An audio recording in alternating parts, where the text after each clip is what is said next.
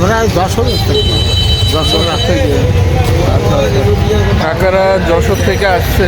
বিপাদে পড়েছে। ওনাদের এই যে লোক নিয়ে আসছে কাজের জন্য আমাদের ছাগলাইয়া উপজেলাতে, সে মানে কাজ ওনাদের দেয় নাই এবং কি কোনো খরচও দেয় নাই।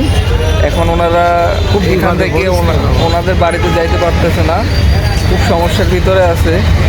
তো এরকম কাজগুলো করা উচিত না, কারণ হলো উনি মুরব্বী মানুষ হয়ে গেছে, আমার বাবার বয়সী। তো আপনারা যারা এই কাজগুলো করেন, আমি বলতে চাই যে এগুলা কোন অনুযায়ী করেন আপনারা। ইনশাল্লাহ আমি আমার পক্ষ থেকে কাকার জন্য যতটুকু করা যায় আমি আমার পক্ষ থেকে চেষ্টা করব। তো আমি একটু খুচরো নেওয়ার চেষ্টা করি। কাকা আপনি একটু দাঁড়ান, হ্যাঁ আমি খুচরো নিয়ে আসি, একটু এখানে দাঁড়ান। হ্যাঁ, তো আমি কাকার জন্য খুচরো নিতে আসতেছি। ভাইয়া 500 টাকা খুচরো দেওয়া যাবে কষ্ট করে?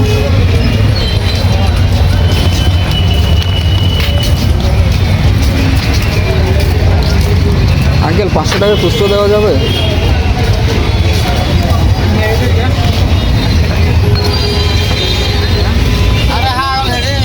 ভাইয়া 500 টাকা খুচরো দেওয়া যাবে কষ্ট করে?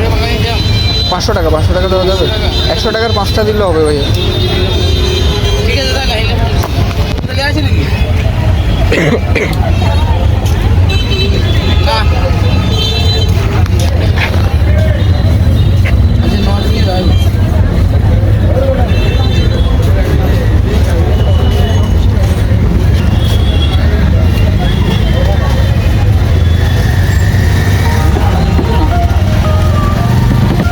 তো আমি টাকা খুচরো করে নিলাম।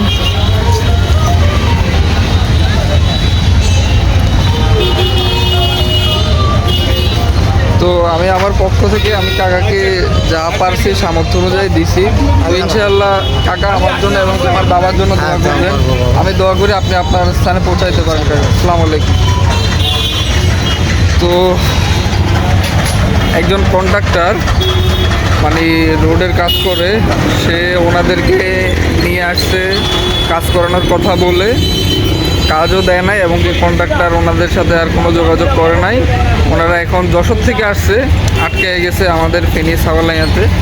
তো ইনশাল্লাহ আমি আমার পক্ষ থেকে যতটুকু পারছি কাকার জন্য চেষ্টা করছি।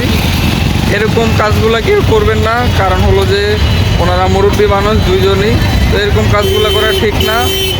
ইনশাল্লাহ এগুলা সবাই ওনাদের দিকে, এরকম অনেকজনে অনেক বিপদে পড়ে, সবাই ওনাদের দিকে তাকাবেন এবং কি সাহায্য করার চেষ্টা করবেন যে যতটুকু পারেন। তো ভালো থাকবেন সবাই। আল্লাহ হাফেজ। আসসালামু আলাইকুম রহমতুল্লাহ বারাকাতুহু।